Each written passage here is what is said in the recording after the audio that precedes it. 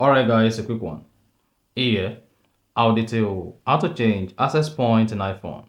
So if at the end of this you find this helpful and informative, please don't forget to like and then subscribe. Now the first one to do is go ahead and open the settings app on your iPhone. Locate and click on cellular.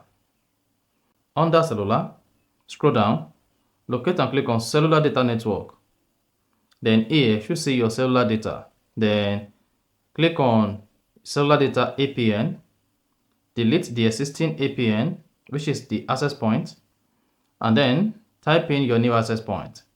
You can also come to personal hotspot, edit the access point, change the username, change the password, and after that, hit the back button. And if you want to return back to the default access point on your iPhone, come back to cellular data network, click on reset settings, then click on reset.